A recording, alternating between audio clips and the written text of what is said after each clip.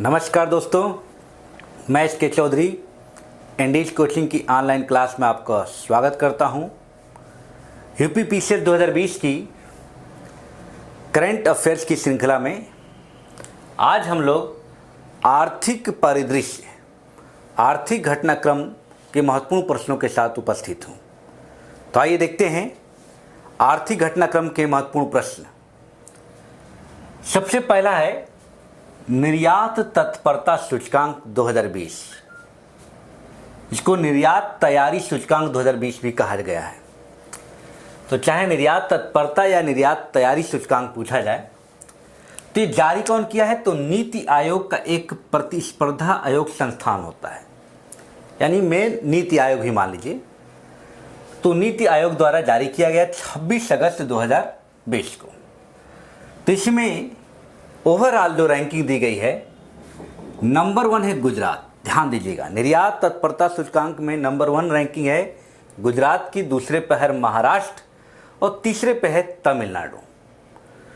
केंद्र शासित प्रदेशों में नंबर 1 है दिल्ली। ठीक है, तो गुजरात और दिल्ली को दिमाग में रखे रहिएगा। उद्देश्य क्या है कि भारतीय राज्यों की निर्यात तैयारी और निष्पादन की जांच करने के लिए, यानी भारतीय राज्य कितने निर्यात करने वाली वस्तुओं की तैयारी करते हैं, उनका निष्पादन क्या है, उसकी जांच के लिए निर्यात तत्परता सूचकांक जारी किया गया है। तो ये बहुत ही महत्वपूर्ण है, पूछा जा सकता है सूचकांक। नेक्स्ट है एक सूर्य एक विकास और एक ग्रिड योजना। एक सूर्य एक विश्व एक ग्रिड योजना 15 अगस्त 2020 को दुनिया भर में सौर ऊर्जा की आपूर्ति सुनिश्चित करने हेतु प्रधानमंत्री द्वारा एक सूर्य एक विश्व एक ग्रिड योजना का शुभारंभ किया गया। तो ये आपको ध्यान रखना है, किस लिए? सौर ऊर्जा की आपूर्ति सुनिश्चित करने हेतु।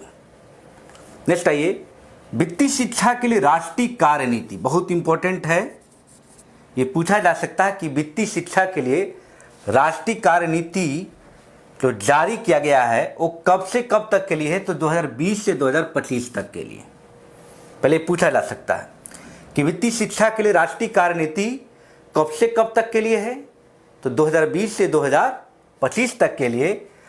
ध्यान दीजिएगा, ये आरबीआई द्वारा 20 अगस्त 2020 को जारी किया गया, आरबीआई द्वारा। उद्देश्य क्या है कि आर्थिक रूप से जागरूक एवं सशक्त भारत बनाना।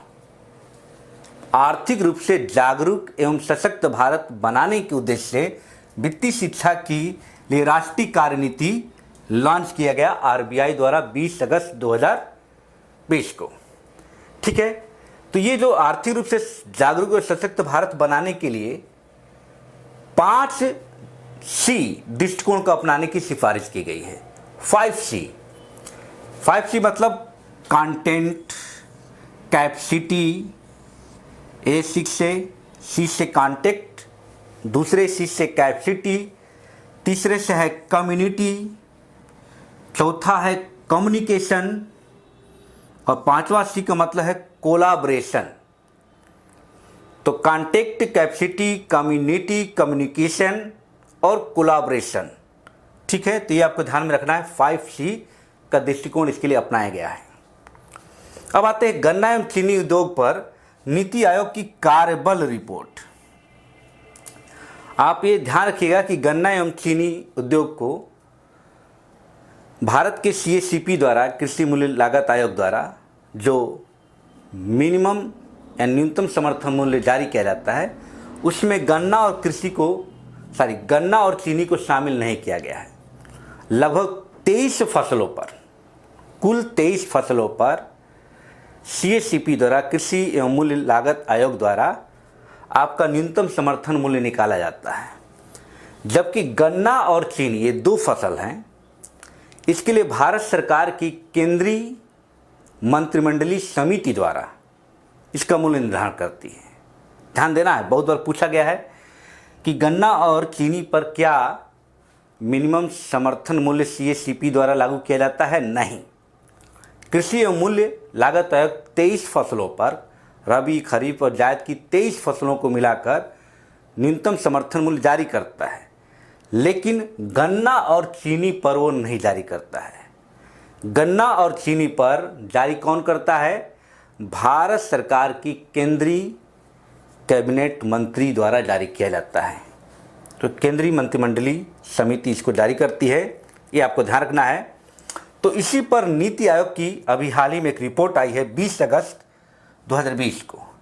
इसमें क्या कहा गया है, तमाम बातें कही गई, लेकिन मेन जो बात है कि चीनी पर 50 रुपये प्रति क्विंटल एक उपकर भी लगाया जाए, उपकर भी निर्धारित किया जाए कि तमाम जो मूल्य सरकार हर स्टेट में अलग अलग घोषित किया जाता है चीनी का समर्थन मूल्य या आपका गन्ना का, लेकिन ये कहा गया है कि इस रिपोर्ट में कि 50 रुपया प्रति क्विंटल चीनी पर उपकर भी लगाया जाए, इसकी सिफारिश की गई है। तो महत्वपूर्ण है, आपको जानना है। नेक्स्ट है कृषि मेघ। तो केंद्रीय कृषि मंत्री द्वारा, नरेंद्र सिंह तोमर हैं, द्वारा कृषि मेघ लॉन्च किया गया। कृषि मेघ क्या है कि कृषि अनुसंधान परिषद के कीमती आंकड़ों को सुरक्षा करने के लिए एक डाटा रिकवरी सेंटर के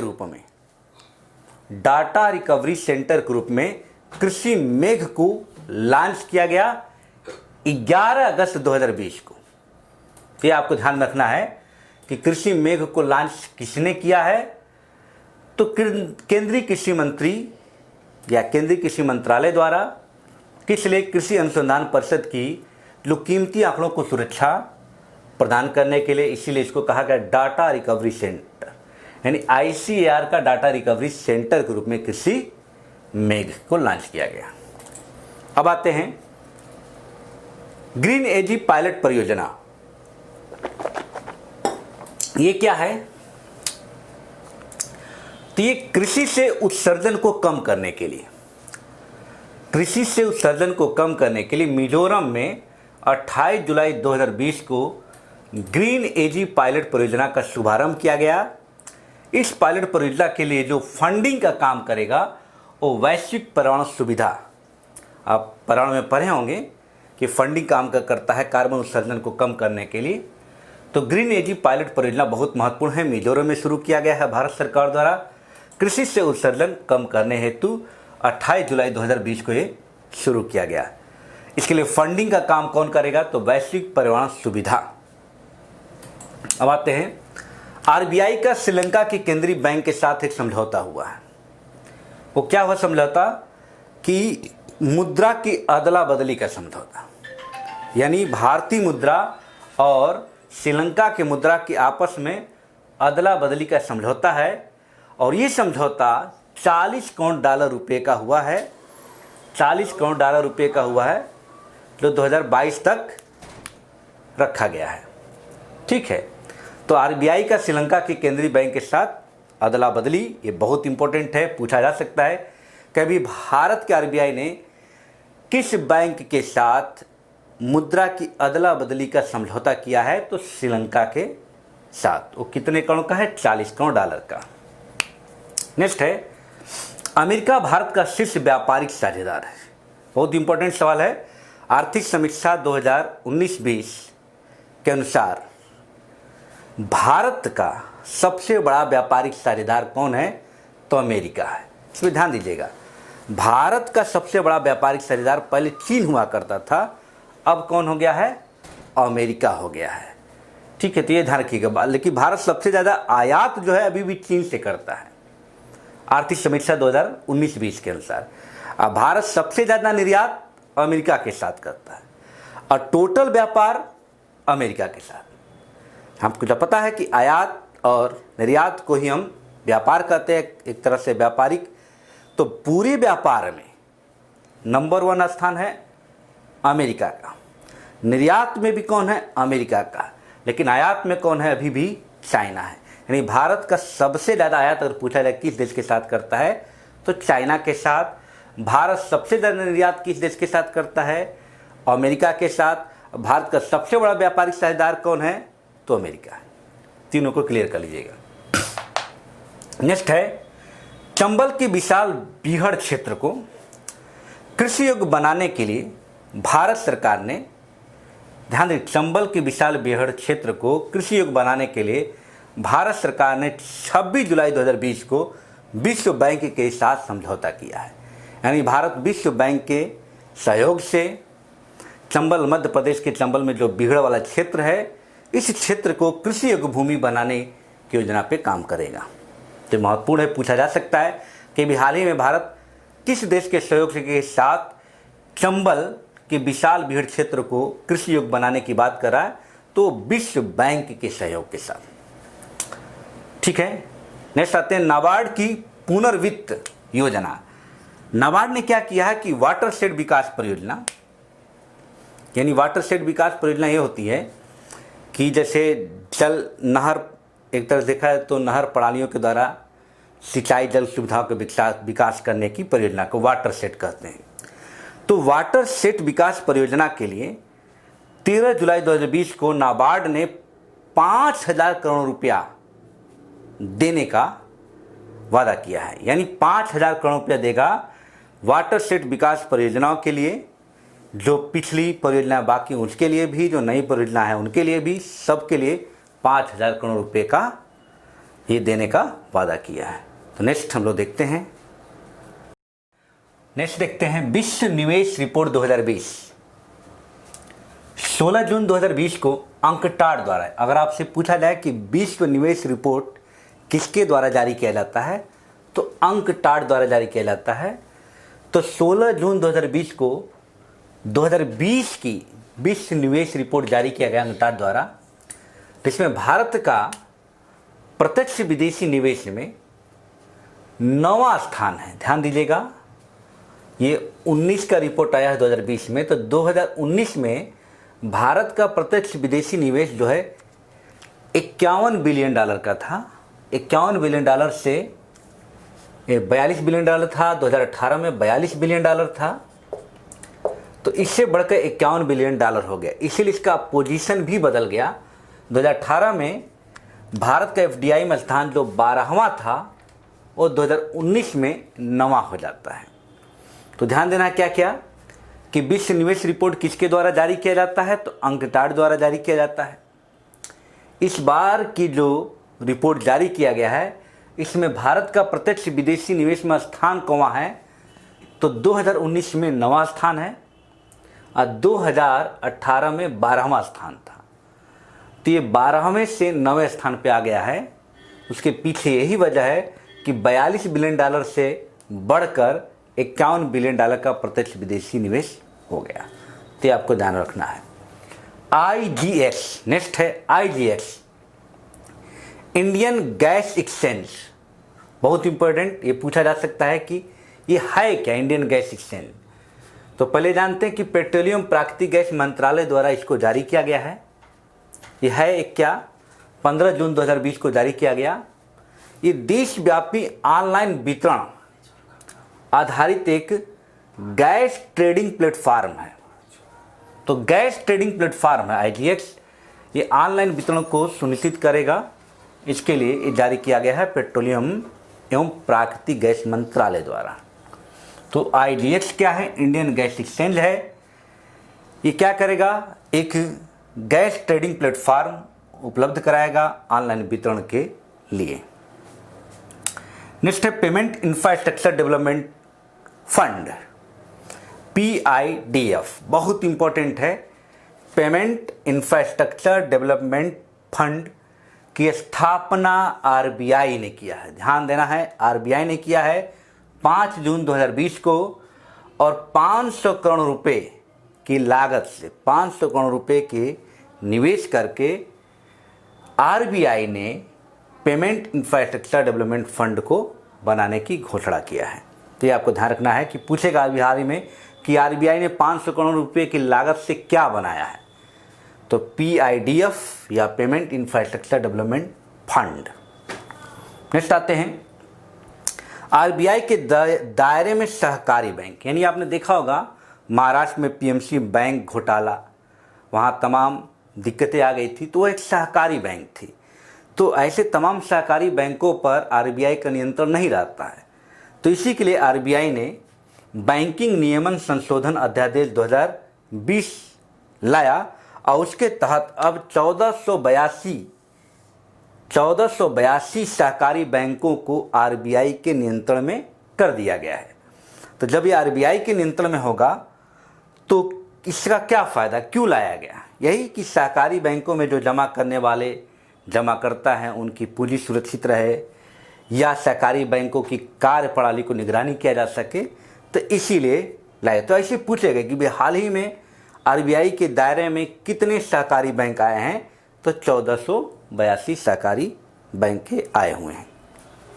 नेक्स्ट आते हैं, बहुत इंपॉर्टेंट, डेयरी किसानों के लिए किसान क्रेडिट कार्ड लॉन्च किया गया। जैसे आपको पता है कि किसानों के लिए किसान क्रेडिट कार्ड 1998-99 में लॉन्च किया गया था। इसके तहत किसानों को कम ब्याज पर ऋण सुविधा उपलब्ध रहती है। तो इसी तरह अब जो डेयरी किसान जो दुग्ध उत्पादन का काम करते हैं या दूध के क्षेत्र में जो किसान काम करते हैं, उनके लिए भी 1 जून 2020 को 1.5 करोड़ डेयरी किसानों के लिए किसान क्रेडिट कार्ड लॉन्च किया गया। तो बहुत ही इम्पोर्टेंट है। और ये लॉन्च किया गया किसके तहत? वही आत्मनिर्भर भारत पैकेज अभियान के तहत।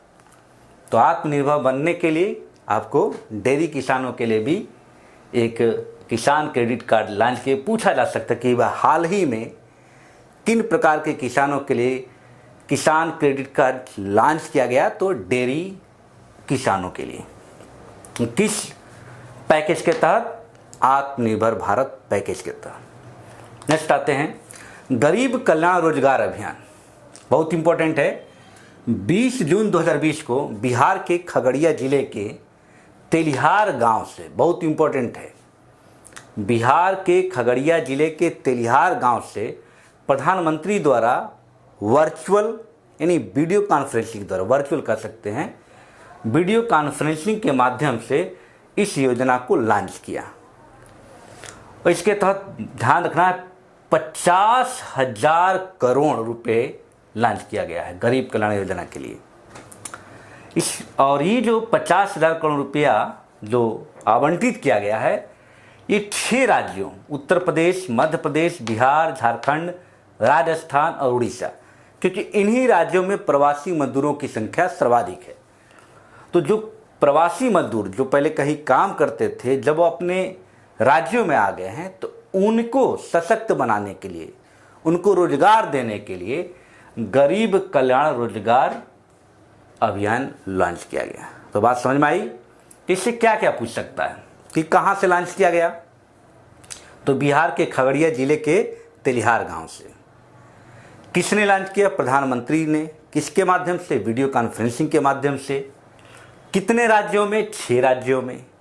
किस उद्देश्य से? जो प्रवासी मजदूर या प्रवासी कामगार यहाँ आ गए हैं, उनको सशक्त एवं आत्मनिर्भर बनाने के लिए। कि था आपका कितना करोड़ का आवंटन? 50,000 करोड़ का। नेक्स्ट आइए, दशरस कलेक्शन, ये क्या है? तो कृषि मंत्रालय द्वारा, तो कृषि मंत्री जो नरेंद्र सिंह तोमर हैं, उनके द्वारा 4 मई 2020 को दशरस कलेक्शन का शुभारंभ किया गया। और ये किस लिए? कि जो ग्रामीण क्षेत्र में काम करने वाले लोग हैं, उनको सरकारी बाजार आसानी से उपलब्ध हो सके। तो ग्रामीण क्षेत्रों में काम करने वाले लोगों के लिए सरकारी बाजार उपलब्ध कराने के लिए दशरस कलेक्शन लॉन्च किया गया। ठीक है मित्रों, अब आते हैं नेक्स्ट, शीर्ष निर्यात क्षेत्र। पहली बार, बहुत इंपॉर्टेंट, पहली बार रसायन एवं पेट्रो रसायन, पहली बार रसायन एवं पेट्रो रसायन उद्योग निर्यात का हिस्सा बना है। तो ये निर्यात का उद्योग बना है पहली बार। ये बहुत ही महत्वपूर्ण आपको जानना है, क्योंकि बड़ा कन्फ्यूजन होगा आपको अगर आपसे पूछा जाए कि सबसे ज़्यादा भारत आयात किसका करता है, तो आप सभी बताएंगे पेट्रोलियम का। यानी हम सबसे ज़्यादा आयात क्या करते हैं? पेट्रोलियम का, तेल मंगाते हैं। और सबसे ज़्यादा निर्यात किसका करते हैं? ये बहुत महत्वपूर्ण चीज़ है। तो ये भी पेट्रो से ही, पेट्रोलियम से ही, लेकिन पेट्रोलियम जो सब प्रोडक्ट होते हैं ना, उसको हम निर्यात कर रहे हैं। पेट्रोलियम उत्पाद इसको बोलिए, तो सबसे ज़्यादा हम निर्यात किसका करते हैं? पेट्रोलियम उत्पाद। इससे पहले हम लोग क्या करते थे? रत्नाभूषण, विनिर्मित वस्तुओं। तो आर्थिक समीक्षा के अनुसार ध्यान रखिएगा कि भारत जो सबसे ज़्यादा आयात पेट्रोलियम का करता है, क्रूड ऑयल का, कच्चे तेल का आयात करता है। और निर्यात किसका करता है? पेट्रोलियम सब प्रोडक्ट। जैसे हम पेट्रोलियम का सब प्रोडक्ट, जैसे मोबिल ऑयल बनाते हैं, ग्रीस बनाते, तो इनका हम करते हैं। इसी को पेट्रो रसायन उद्योग कहते हैं। क्लियर है? ठीक है। अब आते हैं अंतर्राष्ट्रीय वित्तीय सेवा केंद्र प्राधिकरण कि भारत सरकार के वित्त मंत्रालय द्वारा अंतर्राष्ट्रीय वित्तीय सेवा केंद्र प्राधिकरण की स्थापना गुजरात के गांधीनगर में करने की घोषणा की है। इस स्थापना का उद्देश्य क्या है कि वित्तीय सेवाओं, जहाँ जहाँ वित्तीय सेवा है उनका एकीकरण करने के लिए। तो वित्तीय सेवाओं के एकीकरण करने के लिए अंतर्राष्ट्रीय वित्तीय सेवा केंद्र प्राधिकरण की स्थापना गुजरात के गांधीनगर में किया गया है। नेक्स्ट है कच्चा इस्पात उत्पादन का भी रिपोर्ट आया है 2019-20 में। तो इस रिपोर्ट में नंबर 1 है चाइना, भारत दूसरे स्थान पे आ गया है मित्रों। जापान को पछाड़ते हुए कच्चे इस्पात उत्पादन में भारत का स्थान दूसरा है और तीसरे स्थान पे जापान है। ठीक है मित्रों, तो इस तरह से आज आर्थिक परिदृश्य के महत्वपूर्ण घटनाक्रम को देखा गया। वीडियो पसंद आए तो लाइक कीजिए, शेयर कीजिए और सब्सक्राइब कीजिए। धन्यवाद।